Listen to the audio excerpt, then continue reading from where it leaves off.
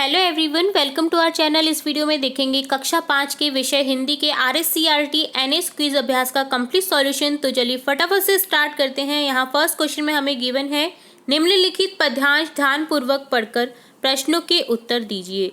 यहाँ एक पद्यांश गद्यांश है जो दे रखा है, जिससे रिलेट हमें क्वेश्चंस के आंसर देने हैं। सावधानी से शरीर को संभालते हुए तेंजिंग और हिलैरी दोनों एवरेस्ट की चोटी पर चढ़ाई कर रहे थे। ये पद्यांश नहीं है, ये गद्यांश है, या गलती से पद्यांश दे रखा है, ठीक है। उनका शरीर थककर चूर चूर हो रहा था, लेकिन उनके हौसले में कमी नहीं थी। वे आगे बढ़ते जा रहे थे। चलते चलते सामने लगभग 12 मीटर ऊंची एक चट्टान दिखी। वह एकदम सीधी थी।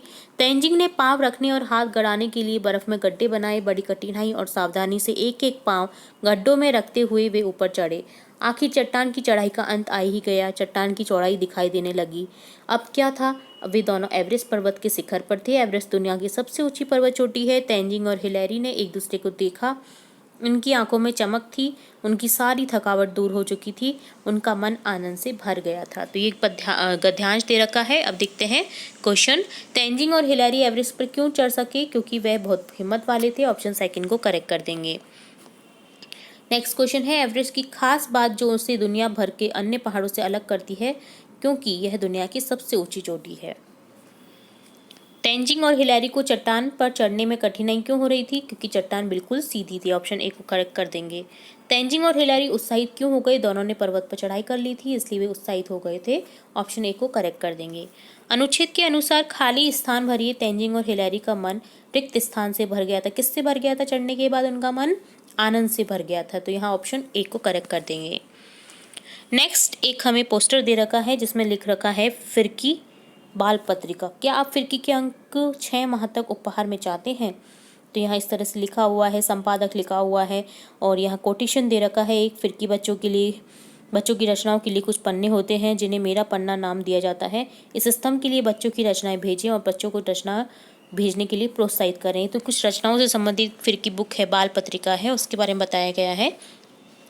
तो यहाँ क्वेश्चन है इससे रिलेट, यह विज्ञापन किसके बारे में है? तो ये है फिरकी बाल पत्रिका के बारे में, ठीक है।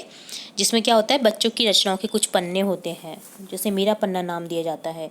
बच्चों की रचनाएं जिसमें भेजने के लिए उत्साहित किया जाता है, बच्चों को रचनाएं भेजने के लिए प्रोत्साहित किया जाता है, ठीक है।